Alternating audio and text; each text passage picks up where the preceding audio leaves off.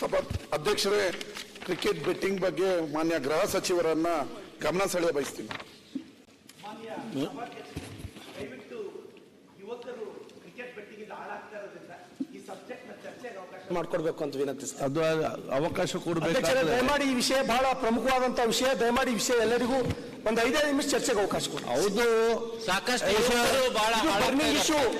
ಈ ರಾಜ್ಯದೊಳಗೆ ಇದು ಅತ್ಯಂತ ಪ್ರಮುಖ ವಿಷಯ. ಬರ್ನಿಂಗ್ ಇಶ್ಯೂ ಸಾವಿರಾರು ಯುವಕರು ಸುಸೈಡ್ ಮಾಡ್ಕೊಳ್ತಾರೆ ಅಧ್ಯಕ್ಷ. ಹೌದು, ಅದು ರವಿ ಎದ್ದಾಗ ಮಾತ್ರ ಸಡನ್ ನೆನಪಾಯ್ತು, ಮುಂಚೆಗೆ ನೆನಪಿರಲಿಲ್ಲ. ಯಾಕೆ ಕಾಲಿಂಗ್ ಅಟೆಂಡೆನ್ಸ್ ಅವರ ಪ್ರಶ್ನೆ ಈಗ ಪ್ರಶ್ನೆ ಕೇಳಿ ಅಲ್ಲಿ. ಈಗ ಪ್ರಶ್ನೆ ಕೇಳಿ. ರಂಗನಾಥ್ ಕೂತ್ಕೊಳ್ಳಿ. ಅಧ್ಯಕ್ಷ ಉತ್ತರವನ್ನ ಒದಗಿಸಿದ್ದಾರೆ. ಈ ಕ್ರಿಕೆಟ್ ಬೆಟ್ಟಿಂಗ್ ಅನ್ನೋದು ಬರೀ ಮಂಡ್ಯದ ಯುವಕರನ್ನಲ್ಲ, ಇಡೀ ಕರ್ನಾಟಕದ ಇಲ್ಲಿ ಕೂತಿರೋ ಪ್ರತಿ ವಿಧಾನಸಭಾ ಕ್ಷೇತ್ರದ ಯುವಕರನ್ನ ಬಹಳ ಹಾಳು ಮಾಡ್ತಾ ಇದೆ. ಇದು ರೌಡಿಸಂನ ಜಾಸ್ತಿ ಮಾಡೋದ್ರಿಂದ ಹಿಡಿದು ಈ ಕ್ರಿಕೆಟ್ ಬೆಟ್ಟಿಂಗ್ ಇಂದ ಯುವಕರು ಸಾಲ ಮಾಡಿ ಮನೆಗಳನ್ನ ಹಾಳು ಮಾಡ್ಕೊಳ್ತಾ ಇದ್ದಾರೆ. ನಿಮಗೊಂದು ಉದಾಹರಣೆ ಹೇಳ್ತೀನಿ. ಮಂಡ್ಯದ ಮದ್ದೂರಿನ ಚಿಕ್ಕರ್ಸಿನ ಕೆರೆಯಲ್ಲಿ 2023ರಲ್ಲಿ ಒಂದು IPL match Gujarat versus Chennai ಪಂದ್ಯದಲ್ಲಿ 11,000 ರೂಪಾಯಿನ ಚಿಕ್ಕರ್ಸಿನ ಕೆರೆ ಹುಡುಗ ಕಟ್ಟಿದ್ದ. ಅದನ್ನು ಕೊಡ್ಲಿಲ್ಲ ಅಂತ ಹೇಳಿ ಮ್ಯಾಚ್ ಮುಗ್ದೋದ್ಮೇಲೆ ಅವನ್ನ ಕೊಲೆ ಮಾಡಿ ಸಾಯಿಸಿದ್ರು. ಇದು ಬರೀ 11,000 ರೂಪಾಯಿ ನಡೆದಂತ ಕೊಲೆ. ಇವತ್ತು ನನ್ನ ಮಂಡ್ಯದಲ್ಲಿ ಯುವಕರು ಪ್ರತಿ ಮನೆಯಲ್ಲಿ ಯುವಕರು ಕ್ರಿಕೆಟ್ ಬೆಟ್ಟಿಂಗಿಗೆ ಸೇರ್ಕೊಂಡಿದ್ದಾರೆ. ಇದರಿಂದ ಅವರು ಸಾಲ ಮಾಡ್ತಾ ಇದ್ದಾರೆ, ಮದುವೆ ಮಾಡೋದಕ್ಕೆ ಹೆಣ್ಣುಗಳು ಸಿಗ್ತಾ ಇಲ್ಲ. IPL ಮ್ಯಾಚ್ ಮುಗಿದ ತಕ್ಷಣ ಅವರ ಬೈಕುಗಳು, ಅವರ ಆಸ್ತಿಗಳನ್ನ ಈ ಬುಕ್ಕಿಗಳು ಕಿತ್ಕೋತಾ ಇದ್ದಾರೆ. ನನ್ನ ಕ್ಷೇತ್ರದ ಒಂದು ಉದಾಹರಣೆ ಹೇಳ್ತೀನಿ. ಈಗ 2 ತಿಂಗಳ ಮುಂಚೆ ಒಬ್ಬ ನನ್ನ ಕ್ಷೇತ್ರದ ಕ್ರಿಕೆಟ್ ಬುಕ್ಕಿಯನ್ನ ನಮ್ಮ ಮಂಡ್ಯದ ಪೊಲೀಸರು ಹಿಡ್ಕೊಂಡ್ ಬಂದಾಗ ಬಹಳ ದುರಂತದ ವಿಚಾರ. ಈ ಕ್ರಿಕೆಟ್ ಬುಕ್ಕಿಗಳು 3 ಪಕ್ಷದವ್ರ ಜೊತೆ ಗುರುತಿಸ್ಕೊಂಡಿರ್ತಾರೆ. ಕಾಂಗ್ರೆಸ್ ಅವ್ರ ಜೊತೆನೂ ಇದ್ದಾರೆ, ಬಿಜೆಪಿ ಜೊತೆನೂ ಇದ್ದಾರೆ, ಜನತಾದಳ ಜೊತೆನೂ ಇದ್ದಾರೆ.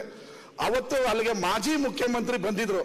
ಅವ್ರಿಗೆ ಯಾರು ಹೇಳಿದ್ರೆ ಏನಿಲ್ಲ, SP ಗೆ ಫೋನ್ ಮಾಡ್ತಾರೆ, ನನ್ನ ಪಕ್ಷದ ಕಾರ್ಯಕರ್ತನ ಹಿಡ್ಕೊಂಡ್ ಬಂದಿದ್ದೀರಾ, ಈಗಲೇ ಬಿಡ್ತೀರೋ ಇಲ್ವೋ ಅಂತ ಹೇಳಿ SP ಗೆ ಫೋನ್ ಮಾಡ್ತಾರೆ.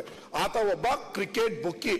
ಅವನಿಂದ ಇಡೀ ಮಂಡ್ಯದಲ್ಲಿ ಎಷ್ಟು ಯುವಕರು ಹಾಳಾಗಿದ್ರು ಅಂತ ಹೇಳಿದ್ರೆ ಅದನ್ನ ಹೇಳೋದಕ್ಕೆ ಆಗಲ್ಲ.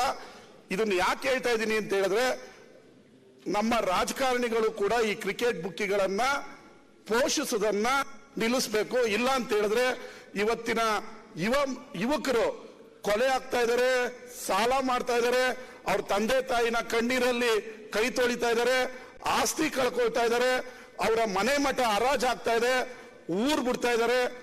ಈ ನೀವು ಒಂದು ಅಂಕಿಅಂಶನ ತರಿಸ್ಕೊಳ್ಳಿ. IPL ಮ್ಯಾಚ್ ಆದ್ಮೇಲೆ ಬೈಕ್ ಕಳ್ತನಗಳು ಜಾಸ್ತಿ ಆಗ್ತಾ ಇದೆ. ಏನು ಮಾಡ್ಬೇಕು ಹೇಳಿ ಸರ್ಕಾರ? ಇದಕ್ಕೆ ಕಠಿಣ ಕ್ರಮ ಅಲ್ಲಿಗೆ ಬನ್ನಿ. ಹೌದು ಅಧ್ಯಕ್ಷರೇ, ಇದಕ್ಕೆ ಕಠಿಣ ಕ್ರಮ ಕೈಗೊಳ್ಳಬೇಕು. ಬುಕ್ಕಿಗಳು ಹಳ್ಳಿಯಲ್ಲಿದ್ದಾರೆ, ಅವ್ರನ್ನ ಮಟ್ಟ ಹಾಕ್ಬೇಕು. ಪೊಲೀಸರು ಅಡ್ಜಸ್ಟ್ಮೆಂಟ್ ಅಲ್ಲಿ ಬುಕ್ಕಿಗಳನ್ನ, ಕ್ರಿಕೆಟ್ ಬ್ಯಾಟಿಂಗ್ ಅನ್ನ ನಡೆಯೋದನ್ನ ತಪ್ಪಿಸ್ಬೇಕು ಅನ್ನೋದು ನನ್ನ ಪ್ರಶ್ನೆ. ಮಾನ್ಯ ಅಧ್ಯಕ್ಷರೇ, ಪ್ರತಿಪಕ್ಷ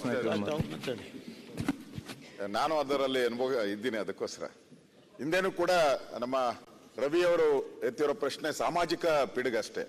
ಇದು ಬಹಳ ದೊಡ್ಡ ಮಟ್ಟದಲ್ಲಿದೆ. ಅವರೇನೋ ಸಣ್ಣ ಮಂಡ್ಯ ಸುದ್ದಿ ಹೇಳ್ತಾ ಇದ್ರು. ಒಂದೊಂದು ಕ್ರಿಕೆಟ್ ಮ್ಯಾಚ್ಗೆ 1,000 ಕೋಟಿ ನಡೀತು. 1,000 ಕೋಟಿ, 1,000. ಇವರೇ ಹೇಳ್ಬಿಟ್ರು ಆ ಹಳ್ಳಿಗಳಲ್ಲಿ ಇರೋರ್ನೆಲ್ಲ ಮಟ್ಟ ಹಾಕ್ಬಿಡಿ ಅಂತ. ಅಲ್ಲೆಲ್ಲ ನಡೆಯೋದು. ಇಲ್ಲಿ ಬೆಂಗಳೂರಲ್ಲಿ ಇದ್ದಾರೆ. ಬೆಂಗಳೂರಲ್ಲಿ ಮೊನ್ನೆ ಅವ್ರು ಫುಟ್ಪಾತ್ ಅಲ್ಲಿ ಇದ್ದವ್ರು ಇವತ್ತು ಅವ್ರ ಮನೆಗಳು ಕಟ್ಟಿದ್ದಾರೆ. 50 ಕೋಟಿ 60 ಕೋಟಿ ಕಟ್ಟಕ್ಕಾಗಲ್ಲ ಅಷ್ಟು. ಆಯ್ತು, ಕೂತ್ಕೊಳ್ಳಿ. ಈ ತರದ್ದು ಬಹಳ ದೊಡ್ಡ ಇದಿದೆ. ಏನು ಸಣ್ಣದಾಗಿ ಏನೋ ಪೊಲೀಸ್ಗೆ ಬಗ್ತಾರೆ ಅನ್ನೋ ಮಟ್ಟದಲ್ಲಿ ಏನಿಲ್ಲ ನನ್ನ ಕಂಡಂಗೆ. ಇವರೆಲ್ಲ ಬಂದಿದ್ರು. ಇವರು ಹೆಂಗ್ ಇನ್ಫ್ಲೂಯೆನ್ಸ್ ಎಷ್ಟೆಷ್ಟು ಮಾಡ್ತಾರೆ ಅಂತ ಹೇಳಿದ್ರೆ, ಸದನದಲ್ಲಿ ಇರೋರ್ನೇ ಕರ್ಕೊಂಬರ್ತಾರೆ ನಮ್ಮ ಹತ್ರಕ್ಕೆ. ನಾನು ಹೋಮ್ ಮಿನಿಸ್ಟರ್ ಆಗಿದ್ದಾಗ ಸದನದಲ್ಲಿ ಇರೋರೇ ಬಂದಿದ್ರು ಇವ್ರ ಬಗ್ಗೆ ರೆಕಮೆಂಡ್ ಮಾಡಕ್ಕೆ. ಮನೆ ಅಂದ್ರೆ ಕೆಲವರು ನನ್ಗೆ ಅನ್ಸುತ್ತೆ, ಒಬ್ಬ ಡೆವಲಪರ್ ನಮ್ಮಲ್ಲಿ ಜಯನಗರದಾಗಿದ್ದ, ಸುಮಾರು 120 ಕೋಟಿ ಲಾಸ್ ಮಾಡ್ಕೊಂಡಿದ್ದಾರೆ. 120 ಕೋಟಿ ಮನೆ ಮಠ ಆಸ್ತಿ ಗೀಸ್ತಿ ಎಲ್ಲ ಮಾರಾಟ ಆಗೋಡ್ತು. ಫುಟ್ಪಾತ್ ಬಂದ್ಬಿಟ್ಟಿದ್ದಾರೆ. ಇನ್ಕಮ್ ಟ್ಯಾಕ್ಸ್ ಎಲ್ಲ ರೈಡ್, ಅವನ ಹತ್ರ ರೈಡ್ ಮಾಡಿದ್ರು ದುಡ್ಡು ಸಿಗ್ಲಿಲ್ಲ, ಆ ಸ್ಥಿತಿಗೆ ಬಂದಿದ್ದಾರೆ. ಬಟ್ ಲೆಕ್ಕದಾಗಿಲ್ಲ ಅದೆಲ್ಲ. ಇದೆಲ್ಲ ಹವಾಲ ತರ ಹೋಗಿದೆ. ಅಷ್ಟು ವರ್ಸ್ಟ್ ಇದೆ. ಇದು ಸಾಮಾನ್ಯ ಏನು ಆಗಲ್ಲ. ಇದಕ್ಕೇನಾನ ಸ್ಪೆಷಲ್ ಸ್ಕ್ವಾಡ್ ಮಾಡಿ ನಾವೇನಾನ ಮಟ್ಟ ಹಾಕ್ಬೇಕು ಅಂತ ಸರ್ಕಾರ ತೀರ್ಮಾನ ಮಾಡಿ ಕಠಿಣ ಕ್ರಮ ತೆಗೆದುಕೊಂಡ್ರೇನೆ ಎಲ್ಲೋ ಒಂದು ಮಂಡ್ಯದಲ್ಲೋ ಇನ್ನೊಂದ್ ಕಡೆ ಏನ್ ನಡೆಯಲ್ಲ. ಇದೆಲ್ಲ ಕೇಸ್ಗೆ ಅವ್ರು ಬಗ್ಗದೇ ಇಲ್ಲ, ಕೇಸ್ಗೆ ಪೊಲೀಸ್ ಸ್ಟೇಷನ್ಗೆ ಅವ್ರು ಬಗ್ಗದೇ ಇಲ್ಲ. ಅದಕ್ಕೆ ಏನಾದ್ರೂ ಒಂದು ಇದಕ್ಕೋಸ್ಕರ ಸ್ಕ್ವಾಡ್ ಮಾಡಿ ನೀವು ಮಾಡಿದ್ರೆ ಇದಕ್ಕೊಂದು ಒಳ್ಳೆ ಹೆಸರು ಬರ್ತದೆ, ನೂರಾರು ಕುಟುಂಬ ಉಳಿಸ್ದಂಗೆ ಅವಕಾಶ ಕೂಡ ಸರ್ಕಾರಕ್ಕೆ ಬರ್ತದೆ. ಗೃಹ ಸಚಿವರು ಇದ್ರ ಬಗ್ಗೆ ಗಮನ ಹರಿಸಬೇಕು ಅಂತ. ಈ ದೇಶದಲ್ಲೇ ಇದೆ ಇದು. ಇದು ಕೇವಲ ಚರ್ಚೆ ಮಾಡಿ ಎಲ್ಲರೂ ಪ್ರತಿಪಕ್ಷ ನಾಯಕರು ಮಾತಾಡಿದ್ದಾರೆ. ಮನೆ ಸಭಾಧ್ಯಕ್ಷರೇ, ವಿರೋಧ ಪಕ್ಷದ ನಾಯಕರು ವಿನಂತಿ ಮಾಡ್ಕೋತೀನಿ, ದೇಶದಲ್ಲೇ ಬದಲಾವಣೆ ತರುವಂತ ಎಷ್ಟೋ ರಾಜಕಾರಣಿಗಳು ಇದರಲ್ಲಿದ್ದಾರೆ.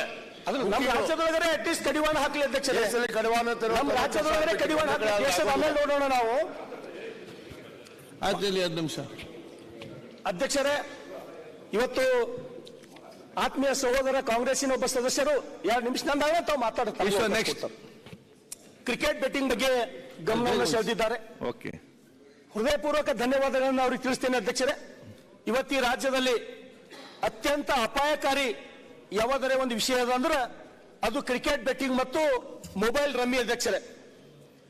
ಈ 2 ವಿಷಯಗಳು ದಯಮಾಡಿ ಅಧ್ಯಕ್ಷರೇ ತಾವು ನನ್ನ ಕಡೆ ಕೈ ಮುಗಿತೀನಿ, ಗಮನ ಕೊಡಬೇಕು. ಅದು ಆಮೇಲೆ ತಾವು ನೋಡ್ರಿ ಅಧ್ಯಕ್ಷರೇ. ನಿಮ್ಮ ಹತ್ರ ಕೇಳ್ತಾ ಸರಿ ಅಧ್ಯಕ್ಷರೇ, ಯಾಕಂದ್ರೆ ಅಷ್ಟು ಗಂಭೀರವಾದಂತಹ ವಿಷಯ ಇದು. ಅದನ್ನ ಕಾರಣಕ್ಕೆ ನಾನು ತಮ್ಮ ವಿನಂತಿಯನ್ನ ಮಾಡ್ತಾ ಇದ್ದೀನಿ ಅಧ್ಯಕ್ಷರೇ.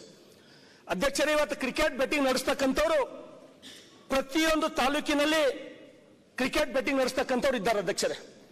ಇವತ್ತು ಮಾನ್ಯ ಗೃಹ ಮಂತ್ರಿಗಳಿಗೆ ನಾನು ಏನ್ ಹೇಳಕ್ ಇಷ್ಟಪಡ್ತೀನಿ ಅಂದ್ರೆ ಅಧ್ಯಕ್ಷರೇ, ಆ ಕ್ರಿಕೆಟ್ ಬೆಟ್ಟಿಂಗ್ ನಡೆಸ್ತವರು ಯಾರು ಅಂತ ಹೇಳಿ ಪತ್ತೆ ಹಚ್ಚಲಕ್ ಏನು ದೊಡ್ಡ ಮಾತಿಲ್ಲ. ಅವ್ರು ಇರೋದೇನು 1,000 ಮಂದಿ ಇಲ್ಲ ಅಧ್ಯಕ್ಷರೇ. ಒಂದು ತಾಲೂಕದೊಳಗ, ಒಂದು ತಾಲೂಕದಾಗ ಒಬ್ಬರು, ಒಂದು ಜಿಲ್ಲಾ ಕೇಂದ್ರದೊಳಗ 4 ಜನ ಅಧ್ಯಕ್ಷರೇ. ಒಂದು ಉದಾಹರಣೆ ಕೊಡ್ತೀನಿ ಅಧ್ಯಕ್ಷರೇ. ನನ್ನ ಜಿಲ್ಲೆಯೊಳಗ, ನನ್ನ ಬಸವ ಕಲ್ಯಾಣ ಮತಕ್ಷೇತ್ರದೊಳಗ ನಮ್ಮ ಬೀದರ್ SP ಚನ್ನಬಸವಣ್ಣ ಅಂತಕ್ಕಂಥ ನಿಷ್ಠಾವಂತ ಪೊಲೀಸ್ ಆಫೀಸರ್ ಗಡಿಪಾರ್ ಮಾಡಿದ್ದಾನೆ ಅಧ್ಯಕ್ಷರೇ. ಗಡಿಪಾರ್ ಬೆಟ್ಟಿಂಗ್ ಮಾಡ್ತಕ್ಕಂಥವ್ರಿಗೆ ಗಡಿಪಾರ್ ಮಾಡಿದ್ದಾರೆ ಅಧ್ಯಕ್ಷರೇ. ಇವತ್ತು ನಾವು ಈ ಚಂದ್ರಯಾನ ಮಾಡ್ತಕ್ಕಂಥವ್ರಿಗೆ ಯಶಸ್ವಿ ಆಗ್ತಾ ಇದ್ದೀವಿ. ಗಮನ ಸೆಳೆಯಿರಿ ಅಧ್ಯಕ್ಷರೇ, 1 ನಿಮಿಷ ಅಧ್ಯಕ್ಷರೇ. ನ್ಯೂಸ್ ಫಸ್ಟ್ ನಿರ್ಭೀತಿಯಿಂದ ನಿಮ್ಮ ಪರವಾಗಿ.